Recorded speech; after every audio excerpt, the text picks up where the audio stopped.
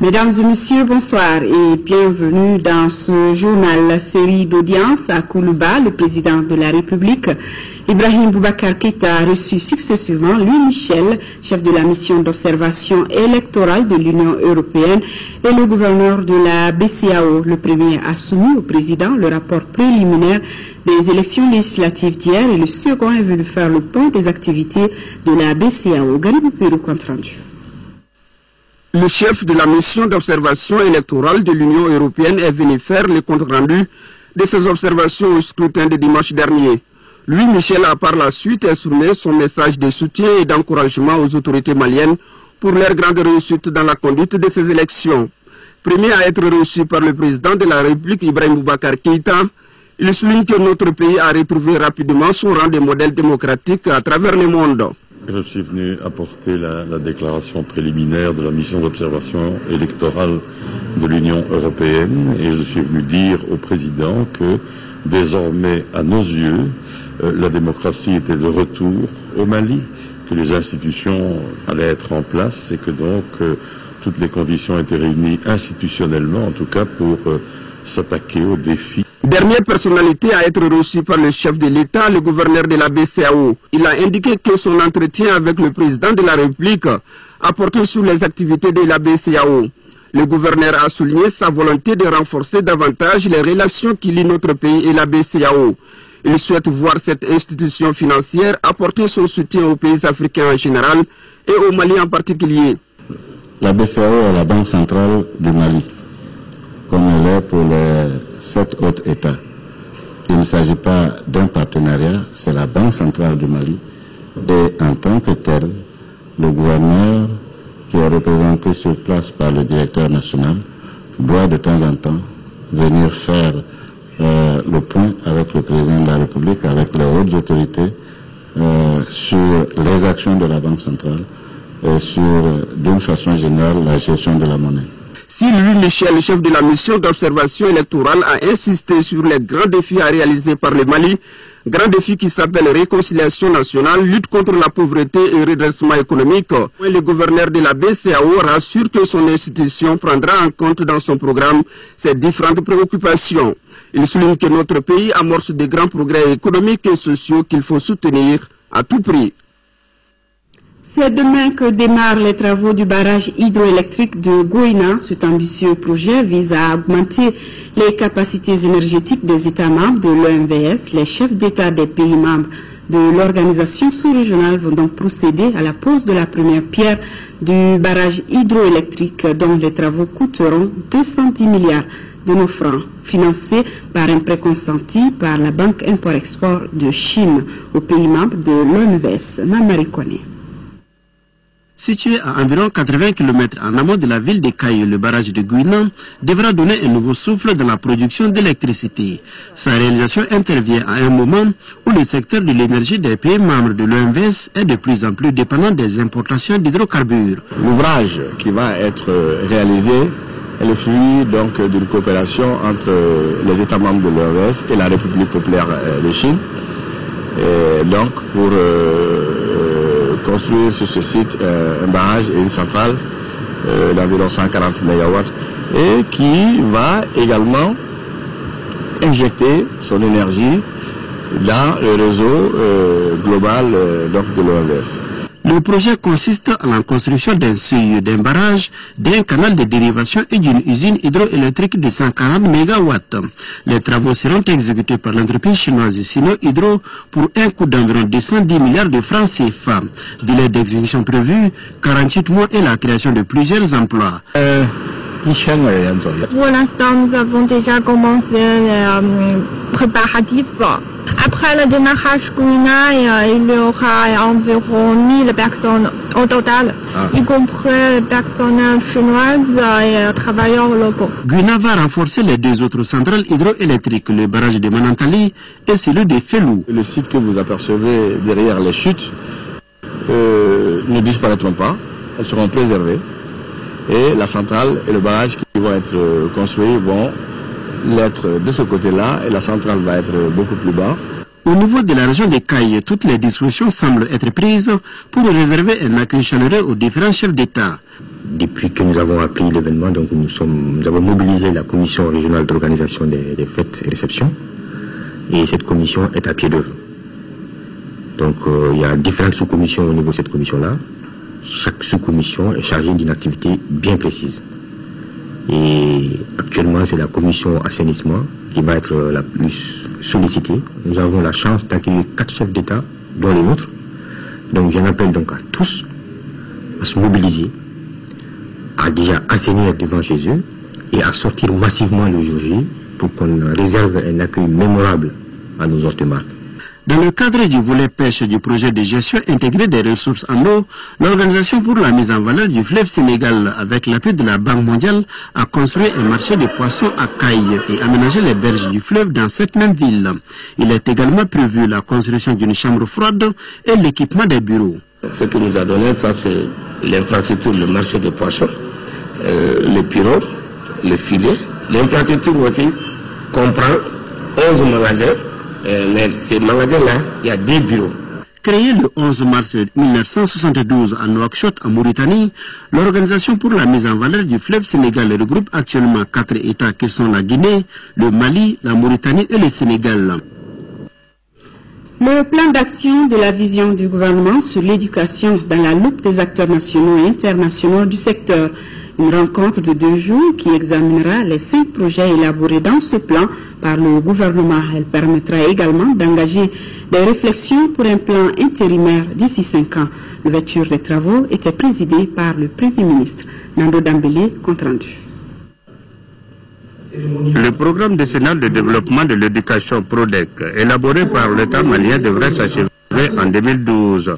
Mais sa phase finale, le programme d'investissement sectoriel de l'éducation PIS 3 a été prolongé. C'est dans cette optique que ce plan d'action de la vision du gouvernement en matière d'éducation a été élaboré, lequel est partagé par les partenaires techniques et financiers du secteur. La volonté du gouvernement de faire du renouveau de l'école malienne un axe fort de ses préoccupations est fortement saluée et sa mise en œuvre réussie restera à tout moment au centre de nos préoccupations communes. Le plan qui traduit les nouvelles initiatives du gouvernement après la crise comporte 5 projets prioritaires portant sur l'amélioration de la qualité des enseignements-apprentissages, le développement des infrastructures et équipements scolaires, l'accélération de la scolarisation des filles, le développement de l'éducation non formelle au Mali et l'amélioration de la qualité des établissements privés d'enseignement. C'est au regard de ce constat que le président de la République a fait du développement de l'éducation l'une des priorités de l'action gouvernementale. Et les projets dont les documents vous sont soumis pour analyse approfondie portent entre autres sur des domaines sous-secteurs qui visent à concrétiser la vision du gouvernement en matière d'éducation. La reconstruction de l'école est au principe de notre stratégie de refondation. Les projets de documents qui vous sont aujourd'hui soumis s'inscrivent dans le cadre de l'opérationnalisation de la vision du président de la République. Ils sont également cohérents avec les axes de mise en œuvre du plan pour la relance durable du Mali 2013-2014, tel qu'approuvé par les partenaires et amis du Mali lors de la conférence de Bruxelles en mai 2013. Les travaux qui dureront 2 jours regroupent les experts du ministère de l'Éducation nationale, ses partenaires et des services déconcentrés et des ONG. Plus de 60 milliards de francs CFA, c'est le montant global de 3 conventions signées ce matin entre le gouvernement malien et ses partenaires européens. Il s'agit de l'Union européenne, de l'Agence française de développement et de la Banque européenne d'investissement. Ces signatures viennent appuyer la réalisation d'infrastructures à Kabala dans le but d'accroître la fourniture en eau potable dans la capitale et ses environs. Le compte rendu de Amadou Sankaré. La construction d'une station de traitement d'eau à Kabala d'une capacité de 144 000 m3 jour, la réalisation des infrastructures de stockage et de distribution d'eau potable à 1 million d'habitants de Bamako et environ d'ici à l'horizon 2017, voilà le projet qui sera soutenu par 3 partenaires de notre pays. Il s'agit de l'Union européenne qui met gracieusement à la disposition du Mali un montant de plus de 11 milliards de francs CFA. Quant à l'Agence française de développement, l'AFD et la Banque européenne d'investissement, d'investissement, elles mettent respectivement dans la cagnotte environ 26 milliards et 33 milliards de francs CFA. Cette fois-ci, des prêts à des taux jugés très avantageux. Et le décompte final affiche un montant de près de 70 milliards de francs CFA. Le but recherché est de satisfaire les populations en matière d'eau potable. Le rythme de croissance démographique de la ville de Bamako, c'est 100 000 habitants par an. Sur ces bases, la population de Bamako pourrait dépasser les 6 millions d'habitants à l'horizon 2030. C'est pour nous le plus gros projet d'eau en Afrique de l'Ouest fait par l'AFD. On ne fait pas plus gros. Et ce projet est plus gros que n'importe lequel des projets correspondants en Île-de-France. Cet accompagnement, considéré comme exemplaire, intervient dans un contexte de sortie de crise pour le Mali et ouvre du coup la perspective à la réalisation d'un vaste projet de développement. Ce projet nous tient à cœur à plus d'un titre. D'abord, parce qu'il marque la reprise des activités de la Banque européenne d'investissement au Mali, après une période de crise. L'objectif n'est pas de construire des installations, mais bien de fournir de l'eau pendant de nombreuses années à une population. Et pour cela, il est important que des institutions fortes soient en place. Pour la partie malienne, la signature globale des 3 conventions constitue une véritable bouffée d'oxygène.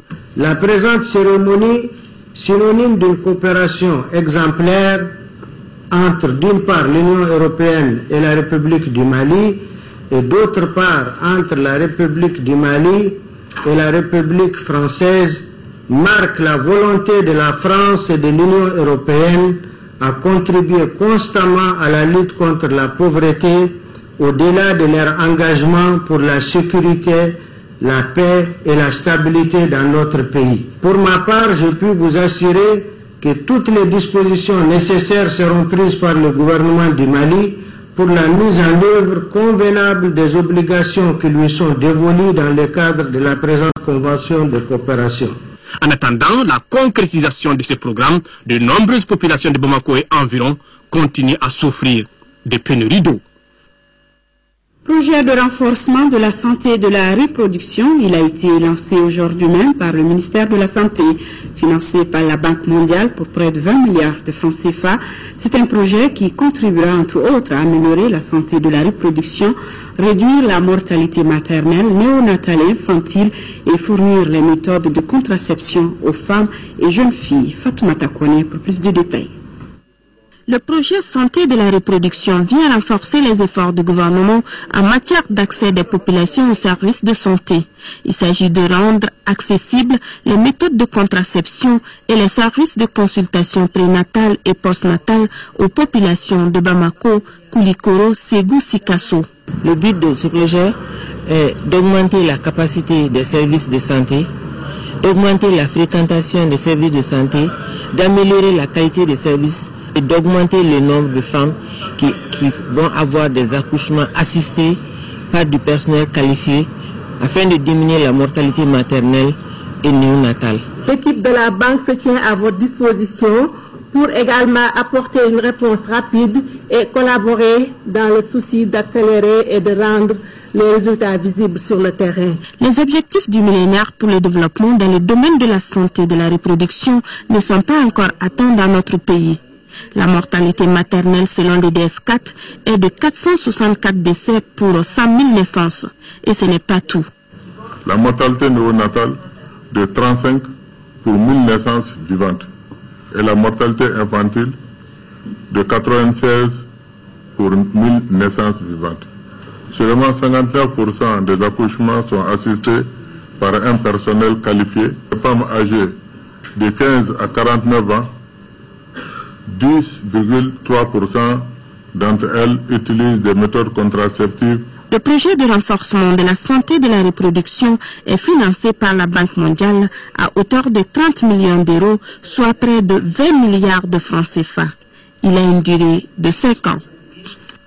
Et le programme opérationnel 5 du Fonds pour l'environnement mondial qui a été également lancé à Benko, dans la commune rurale de Tangadougou, financé à près de 360 millions de francs CFA par le PNUD. Le nouveau programme concerne 20 microprojets évoluant dans le domaine de l'environnement. Les zones concernées par le dit programme sont le bassin de Sankorani, la zone tampon de la boucle du Baoulé, le Bafi et le delta intérieur du Niger. Le commentaire de Batraoré. Au Mali, des études récentes ont fait ressortir que plus de 8% des forêts sont en train de se dégrader selon les explications des spécialistes. Cette dégradation est due à l'érosion éolienne et hydrique des sols qui font que le pays perd plus de 7 tonnes de sol par hectare et par an selon toujours les informations fournies par les spécialistes. Grâce à ces phénomènes, nous assistons à la disparition des espèces végétales et animales, d'où la pertinence de ce programme. Je voudrais insister sur le fait que la gestion de l'environnement ne peut être traitée indépendamment des autres questions de développement. Elle doit au contraire être intégrée dans les efforts de réduction de la pauvreté et de développement durable afin d'obtenir les résultats significatifs et durables. De la phase pilote en 1993 jusqu'à la phase opérationnelle, le Fonds pour l'environnement mondial a financé environ 300 projets. Malgré les succès réalisés par les structures bénéficiaires, des défis restent à relever. C'est pourquoi les communautés de base et nous plaidons pour la continuité, voire les métiers du significatif et pertinent programme de microfinancement du Fonds pour l'environnement mondial dans la perspective d'inverser la dégradation persistante de notre cadre de vie, notre environnement. Le ministre en charge du département de l'environnement s'est réjoui de cette marque de confiance accordée par le PNUD aux ONG bénéficiaires. La cérémonie de lancement qui nous réunit ce matin est la reconnaissance des résultats positifs obtenus par le Mali dans le cadre de la mise en œuvre des projets antérieurs du programme de microfinancement du Fonds mondial de l'environnement. Elle marque aussi le démarrage effectif des activités de la troisième année du FEMSEC, un montant de 360 millions de francs CFA. Ces projets sont relatifs à la gestion durable des terres, la gestion des filières des polluants organiques consistants et la protection des eaux internationales. Le programme opérationnel 5 en 3 du Fonds pour l'environnement mondial concerne le bassin de Sankarani, la zone tampon de la boucle du Baoulé, le Bafé et le delta intérieur du Niger. Et c'est parti pour les travaux de la deuxième session du comité de pilotage du projet de développement du coton équitable et bioéquitable en Afrique de l'Ouest et du Centre. Les rapports d'activité en vue de créer les conditions de mise en œuvre du projet renouvelé sont à l'ordre du jour.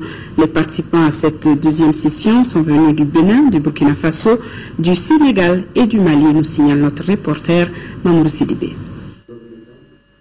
Cette deuxième réunion du comité de pilotage du projet de développement du coton équitable et bioéquitable en Afrique de l'Ouest et du Centre est un cadre d'échange et de décision. C'est le lieu de passer en revue les grandes orientations du projet. Ces 2 jours, les travaux devront nous permettre de faire l'état d'avancement du projet et d'identifier avec l'ensemble des acteurs les principales difficultés afin d'apporter des orientations stratégique et de créer toutes les conditions indispensables à la mise en œuvre efficiente du projet.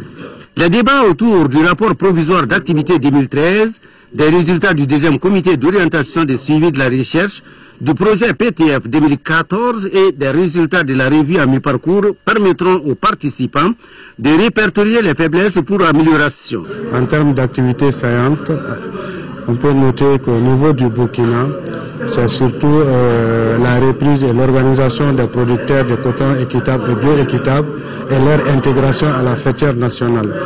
Au niveau du Bénin, c'est surtout l'appui à l'organisation des producteurs de coton bioéquitable et leur arrimage à la CCNPC, qui est la filière nationale au niveau du Bénin. Au niveau du Mali, c'est surtout la résolution de la crise du Mobium, mais surtout le rapprochement du Mobium à l'Union nationale des sociétés coopératives du Mali. L'Agence française de développement assure l'accompagnement du projet pour faciliter sa mise en œuvre.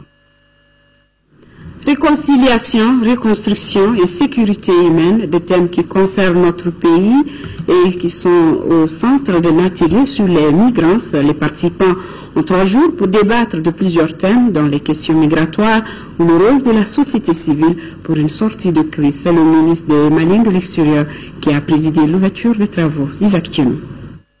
La réconciliation, reconstruction et sécurité humaine est aujourd'hui un défi majeur dans notre pays. Migrants, qui à sa 8e édition, place ce sujet au cœur de ce débat.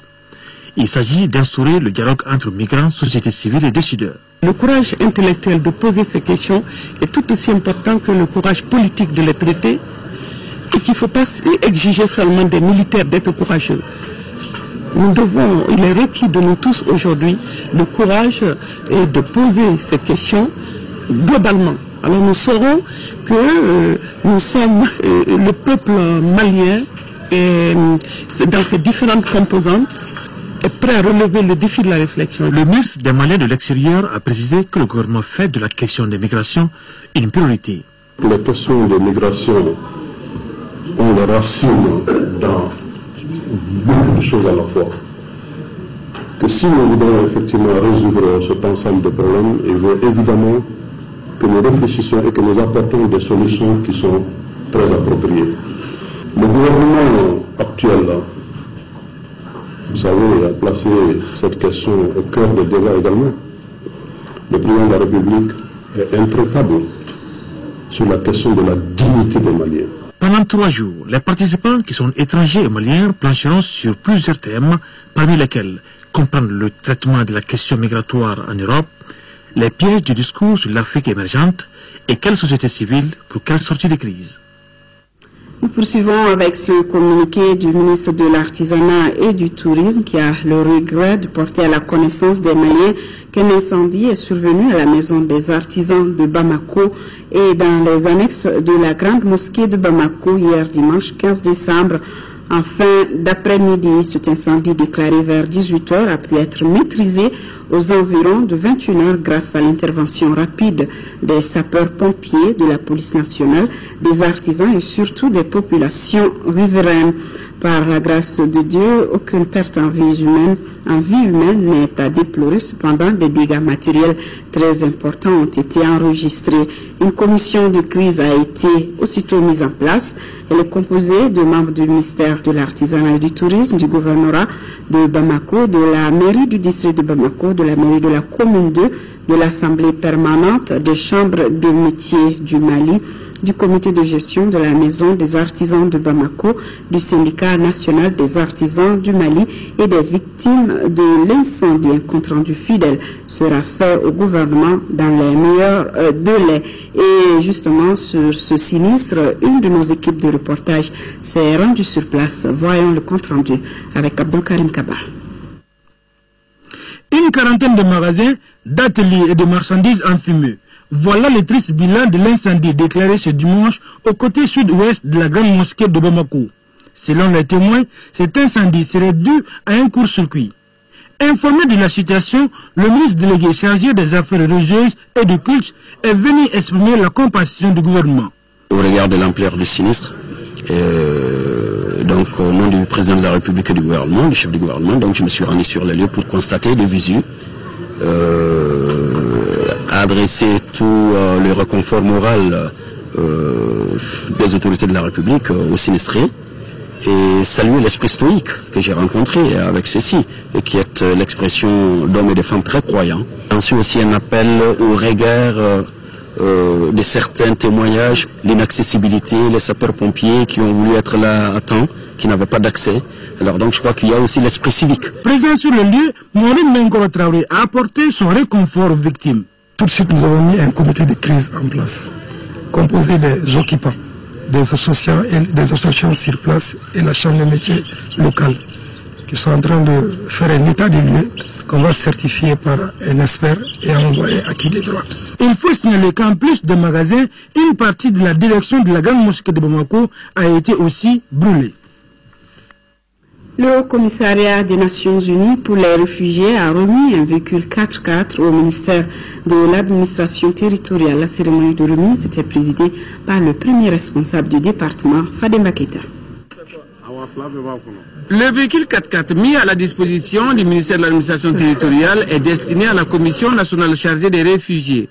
Le geste couplé de remise des passeports aux réfugiés libériens s'inscrit dans le cadre de l'appui du Haut Commissariat des Nations Unies pour les réfugiés au gouvernement de la République du Mali. Ce geste qui vient de s'accomplir n'est qu'une solution durable pour le HCR et les anciens réfugiés. Ce passeport leur permettra définitivement de ne plus dépendre de l'assistance du HCR, mais de voler de leurs propres mains en tant que citoyens libres. Ce renforcement des capacités de la Commission nationale facilite la mission de protection et d'assistance aux réfugiés et aux demandeurs d'asile dans notre pays.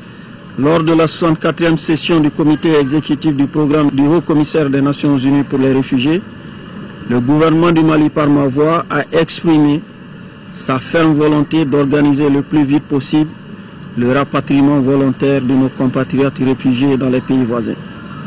C'est pour vous dire que le geste de ce matin vient à point nommé, car il permettra de renforcer les capacités logistiques de la Commission nationale qui jouera un rôle central dans la réalisation de cette opération de retour volontaire. Cette politique de soutien aux autorités maliennes s'ajoute à une première, celle qui a permis la dotation des agents recenseurs déployés par la Commission nationale chargée des réfugiés en moto dans les régions de Ségou, Mopti, Gao et Tombouctou. Déclaration préliminaire de la mission d'observation électorale de l'Union européenne au Mali. Selon le chef de la mission, l'ordre constitutionnel est de retour au Mali après la tenue du second tour des législatives. Louis Michel a salué la bonne organisation et le déroulement pacifique du scrutin. La mission d'observation électorale de l'Union européenne a déployé 80 observateurs repartis dans les bureaux de vote de 5 des 8 régions du Mali. Pour en savoir davantage, écoutons Louis Michel au micro de Moussa Fallé. Les électeurs ont participé dans la tranquillité au second tour du scrutin législatif le 15 décembre dans la zone d'observation de la MEEUU. Les opérations de vote ont été généralement bien menées. La liberté d'expression a été garantie.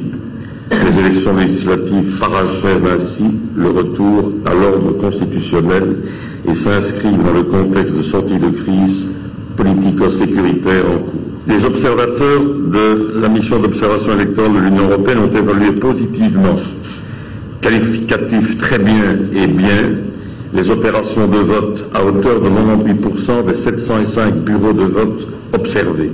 La mission rappelle au ministère de l'administration territoriale l'obligation du respect de ses engagements concernant la publication des résultats provisoires désagrégés par le bureau de vote. C'est la seule garantie de traçabilité.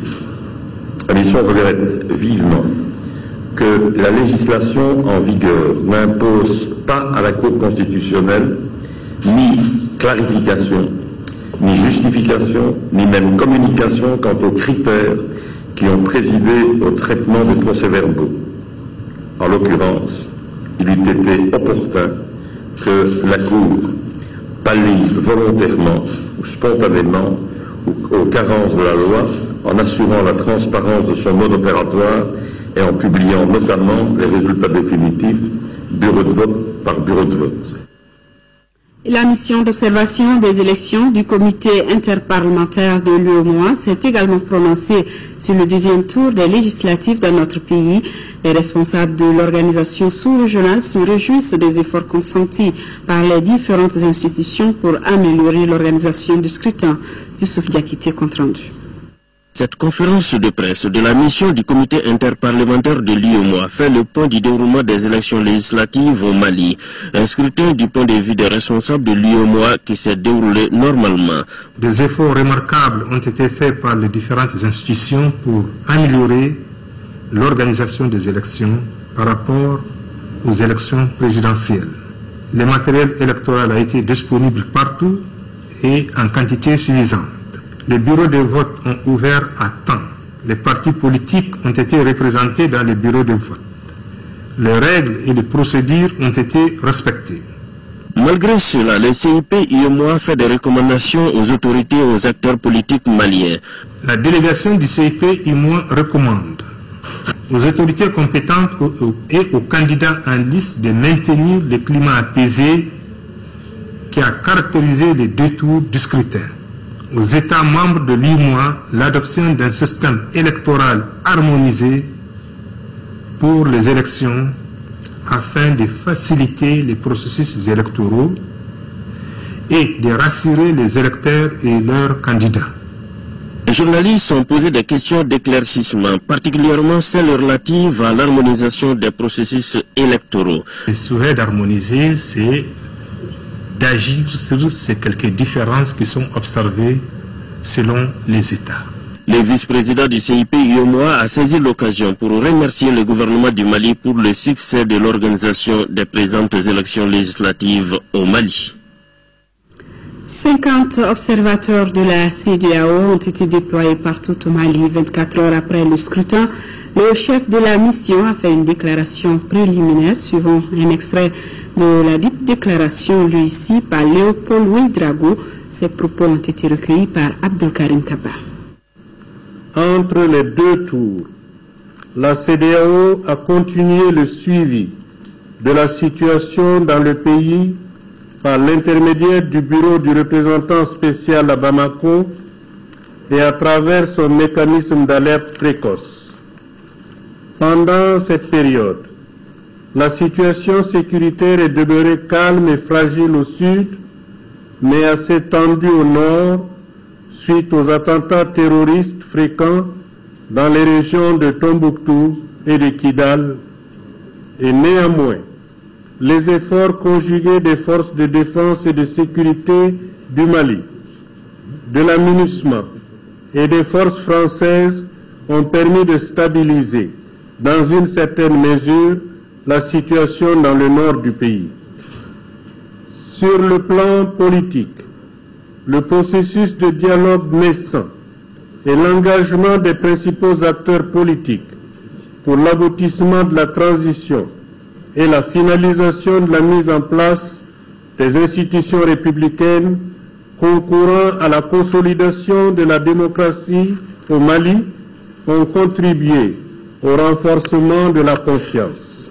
Le problème du faible taux de participation a persisté à cause de plusieurs facteurs, dont notamment le manque d'engouement des électeurs, la privation d'un nombre considérable de nouveaux électeurs de leur droit de vote et les préoccupations de sécurité dans quelques régions du Nord. L'environnement le jour du scrutin, en particulier le processus de vote et la conduite des responsables électoraux, ont démontré le maintien des bonnes pratiques et dans certains cas, une amélioration par rapport au premier tour des élections législatives. Les responsables du réseau d'ONG d'appui au processus électoral étaient également face à la presse cet après-midi. Le réseau, je vous le rappelle, avait déployé pour ces législatives 3300 observateurs. Abdrahman Mega. Bonnes conditions d'organisation, faible mobilisation des électeurs et pas d'incident majeur de nature à compromettre la régularité du deuxième tour des élections législatives. Voilà ce que l'on peut retenir de la déclaration faite par le réseau d'ONG d'appui au processus électoral au Mali.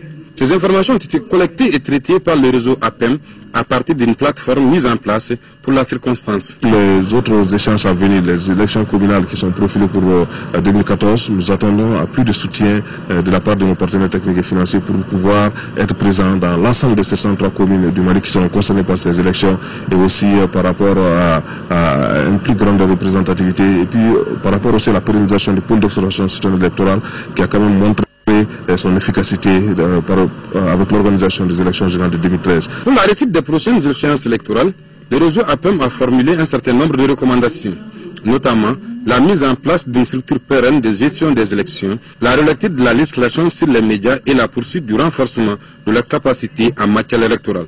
Après les élections présidentielles, les élections législatives et les élections communales, il faudra que tout le peuple malien s'asseye pour discuter des textes fondamentaux de la République. Il y a par exemple la Constitution, la loi électorale, la charte des partis politiques qui mérite d'être relue par l'ensemble des acteurs pour qu'on puisse avoir un processus électoral fiable et équitable. La pérennisation du pôle d'observation citoyenne électorale, la moralisation de la délivrance des procurations aux mandataires et la poursuite de la sensibilisation des populations sur les enjeux du processus électoral sont entre autres recommandations qui ont été également formulées par le réseau APEM et ses partenaires.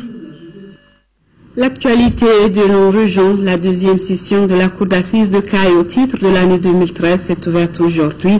Une trentaine d'affaires impliquant une cinquantaine d'accusés sont concernés par cette seconde session de Caille Kansuto Kanouté. Pour cette deuxième session de la Cour d'assises de Caille, et ce pendant 10 jours ouvrables, 35 affaires impliquant 54 accusés, 53 parties civiles et 106 témoins seront soumises à l'examen de la Cour. Ces affaires varient entre les atteintes aux biens publics d'autrui, vol qualifié, association de malfaiteurs, coups mortels, infanticide. Cette session se déroule à un moment où notre pays s'apprête à récupérer de façon irréversible la place qui est la sienne dans le concert des nations. Nous avons été mis à l'épreuve. Cette épreuve a été émaillée par des actions de ce que j'appelle des shaitans. Le procureur général soulignera que le retour d'un nouveau Mali exige une nouvelle race d'intellectuels, d'hommes politiques, la restitution de son autorité, la lutte acharnée de tous contre l'impunité, la corruption, le népotisme, le favoritisme, le clientélisme. Nous avons laissé nos repères. Nous devenons de moins en moins religieux. Nous préférons la richesse à l'honnêteté, à l'intégrité. Donc les décisions de justice feront leur effet, mais il faut la qualité d'homme nécessaire. Quant au premier président de la Cour, Salikou Diarra, il a remercié le gouverneur de la région de Caille, les notabilités, les chefs de services régionaux, qui, en dépit de leurs occupations, ont tenu à être présents à cette session pour rehausser son éclat. Et nous poursuivons avec ce communiqué de l'organe chargé de la liquidation et de la dissolution du comité militaire de suivi de la réforme des forces de défense et de sécurité. L'organe chargé de la liquidation donc du comité invite tous les ex-membres du comité détenteurs de véhicules, armements ou tout autre matériel de l'État mis à leur disposition dans le cadre ou à l'occasion de services à déposer à la direction du matériel, des hydrocarbures et du transport des armées à Kati avant le lundi 23 décembre 2013. Passé ce délai, il se réserve le droit de poursuite judiciaire pour abus de biens sociaux contre tout contrevenant. Les forces armées et de sécurité à Tombouctou qui s'engagent pour un cadre formel d'échange avec la population civile. C'est dans cette optique qu'elles viennent d'initier des rencontres périodiques afin d'expliquer les dispositions sécuritaires mises en place. L'identification des réfugiés pour faciliter leur prise en charge sera aussi des discussions. Yaya Tandina. À travers cette rencontre, l'armée instaure un cadre formel d'échange avec la population.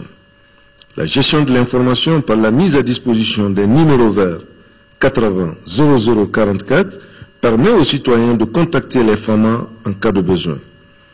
Les chefs de quartier, chefs de tribu et autres notables ont favorablement accueilli cette démarche des militaires.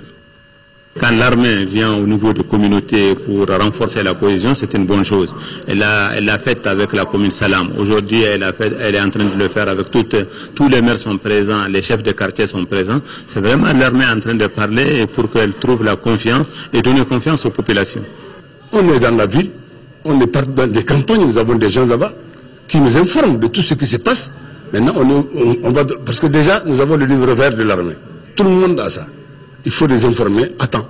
Pour les officiers, cette dynamique sera maintenue afin de créer davantage la confiance entre les forces armées de sécurité et les civils.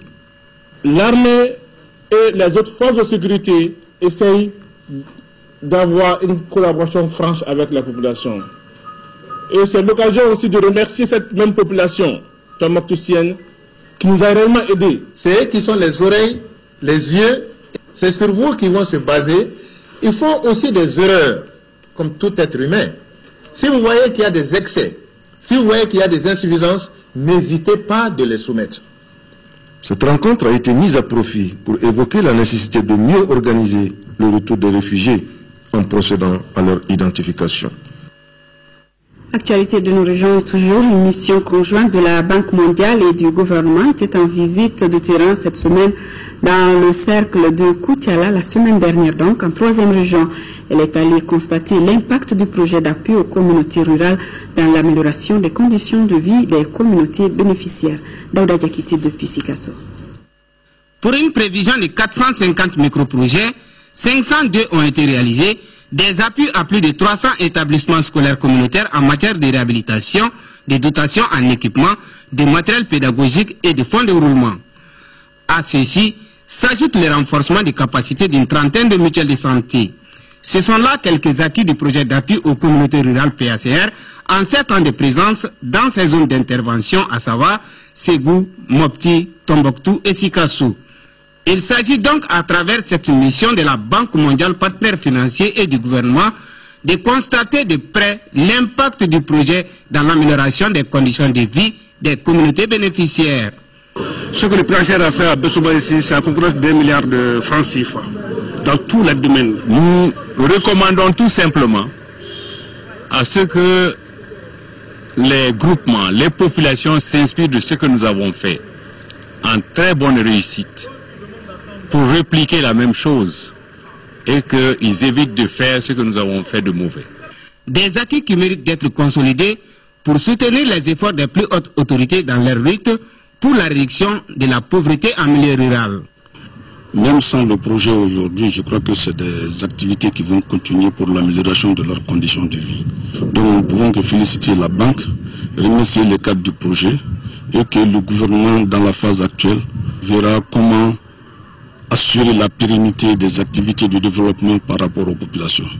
La réunion de synthèse avec les autorités régionales et les cadres des services techniques partenaires aura permis à la mission conjointe de la Banque mondiale et du gouvernement de tirer des enseignements dans la mise en œuvre du PACR qui a mobilisé 38 milliards de francs CFA pour les 7 ans d'activité au bénéfice des communautés.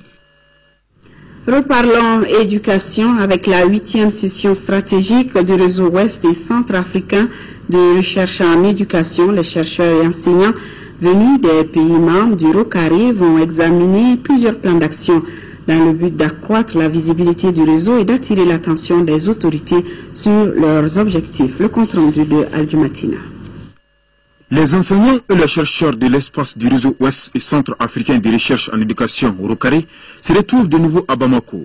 Il s'agira pour les participants francophones et anglophones de 17 pays que compte le ROCARI d'examiner l'ensemble des plans d'action des coordinations nationales du réseau, puis d'évaluer la politique et les procédures de recherche en cours. Le ROCARI, dans le champ si important de l'éducation, a l'impérieuse obligation de se doter d'un organe chargé de veiller à la réalisation des activités de recherche dans le strict respect des normes scientifiques de la communauté universelle à laquelle elle appartient.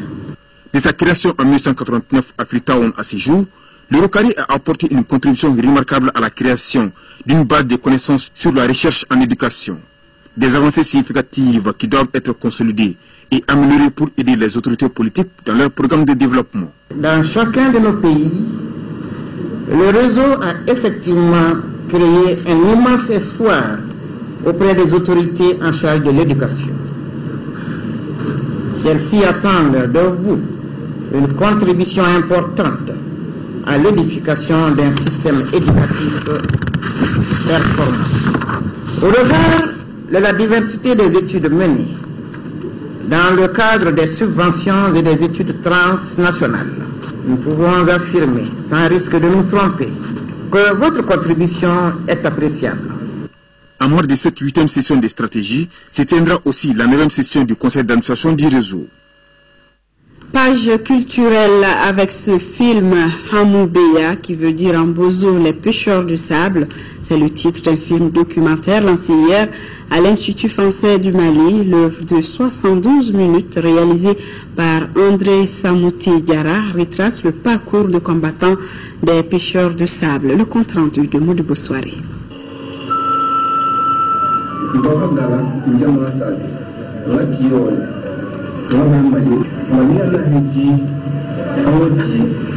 Réalisé entre juin et décembre 2011 à Bamako et à Mopti, ce documentaire nous plonge dans l'univers de la communauté bozo travaillant sur le fleuve Niger. Ce peuple réputé pour sa maîtrise de la pêche débarque à Bamako pour extraire le sable, une activité lucrative qui répond justement aux besoins immobiliers de plus en plus croissants au Mali. L'idée est venue de cette rencontre-là que j'ai eue avec l'OSCO, à la suite du fait que j'ai été curieux quand j'ai vu les pirogues monter et descendre les soirs. Et donc du coup, je suis passé voir l'OSCO et il m'a informé de comment le travail se passait. Dans ce documentaire, à travers Gala, le pêcheur de sable, le personnage principal du film, on découvre les enjeux socio-économiques et surtout l'incertitude en l'avenir de ces métiers due à la baisse croissante du niveau du fleuve Niger.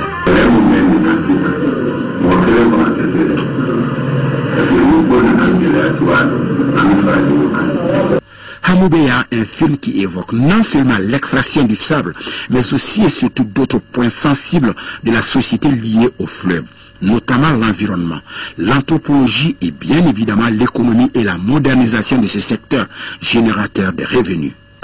Depuis le début, j'ai vu que c'est un métier qui me sourit. C'est pourquoi je me suis basé là-dessus. Après la retraite, maintenant, j'ai continué sur ça. J'ai beaucoup gagné là-dedans.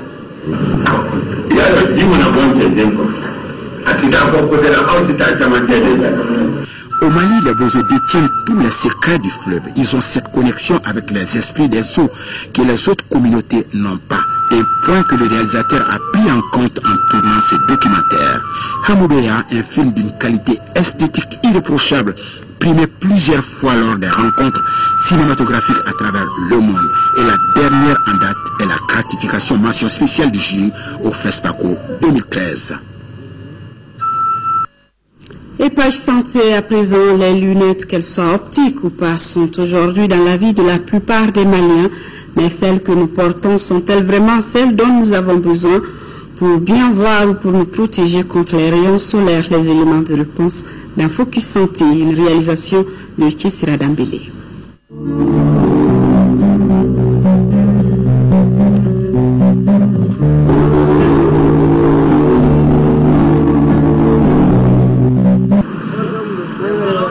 Les Maliens en général s'intéressent au verre qui pour se protéger contre la poussière dans la circulation, qui pour se corriger la vue. Mais cet intérêt peut s'accompagner de choix non judicieux comme le port de verres optiques sans consultation chez un spécialiste ou l'acquisition de ces verres dans des lieux non agréés.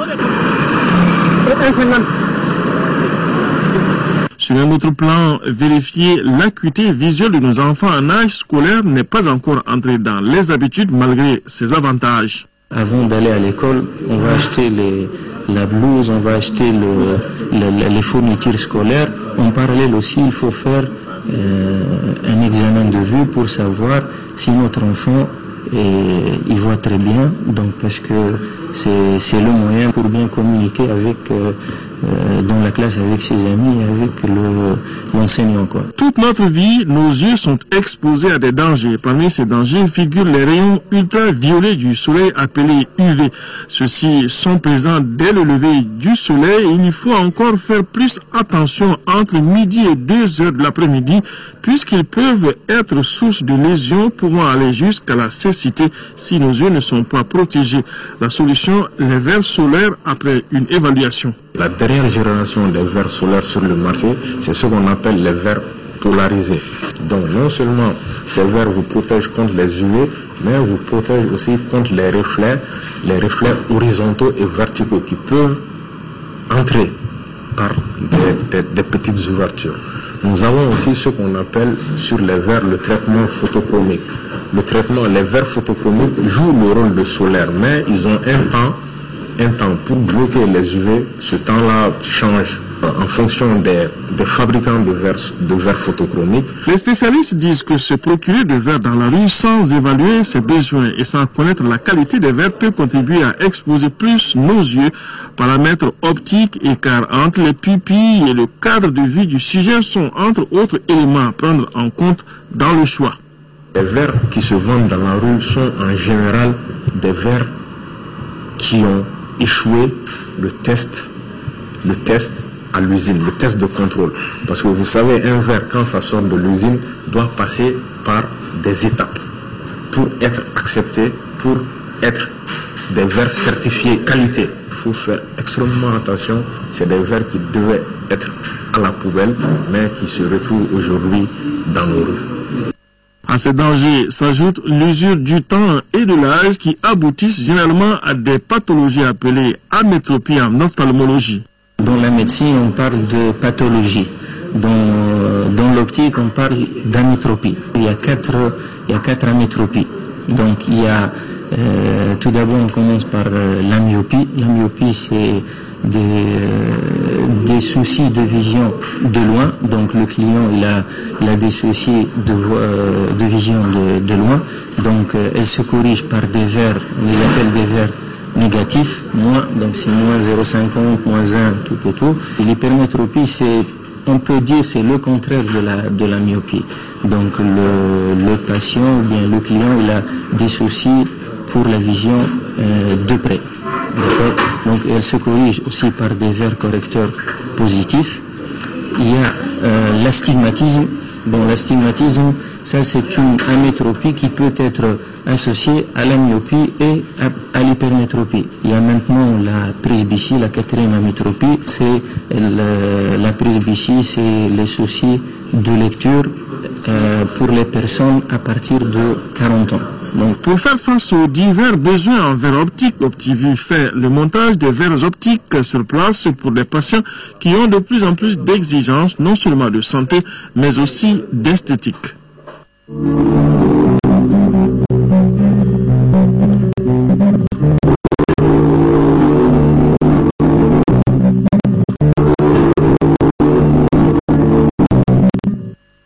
Le monde des médias en deuil, Mamadou Kaba n'est plus. Il est décédé hier à Paris des suites d'une maladie. Pour rappel, Mamadou Kaba fut président du Conseil supérieur de la communication, directeur général de la RTM, Radio-Diffusion Télévision du Mali, et ambassadeur du Mali en Égypte. Sidiki Dambélé pour un bref rappel de son parcours. L'homme pense pour déterminer lui-même sa position dans un espace donné, que cet espace soit l'espace médiatique, que ce soit l'espace national, et que donc il doit faire son travail dans cet espace-là, il est important qu'il se situe par rapport à cet espace et savoir quels sont ses moyens de manœuvre, qu'est-ce qu'il peut se permettre et qu'est-ce qu'il ne peut pas se permettre. Mamadou Kaba s'est éteint hier de suite d'une maladie à Paris. Ancien président du Conseil supérieur de la communication, directeur général de la RTM, Radio-Diffusion Télévision du Mali, et ex-diplomate, 30 ans de carrière bien remplie. Après son baccalauréat, il réussit le concours d'entrée à l'école de journalisme de Lille en France. Après ses études, il fera des stages en France et en Israël avant de commencer réellement à travailler au journal L'Essor, où il publiera ses premiers articles sur les thèmes de l'information et le développement et politique et information. Le doyen est resté à l'Essor jusqu'en 1977 sans jamais subir aucune sanction professionnelle. En 1977, il est nommé directeur du CNPC, Centre national de production cinématographique. Sa philosophie, partout où tu vas, il faut donner le meilleur de toi-même. Et pour lui, sa nomination comme ambassadeur en Égypte était le résultat de son travail. Selon des témoignages, sa rigueur professionnelle et sa franchise lui ont coûté plusieurs inimitiés dans le monde de la presse malienne. Le Mali perd ainsi un grand intellectuel et un modèle pour la jeune génération de journalistes qu'il ne manquait pas de rappeler à l'ordre, car pour lui, le journalisme est un débat d'idées et d'échanges d'opinion publique. Il faut avoir des valeurs, la vérité, la justice, le travail et l'honnêteté. Paix à son âme, c'est la fin de cette édition. Retrouvez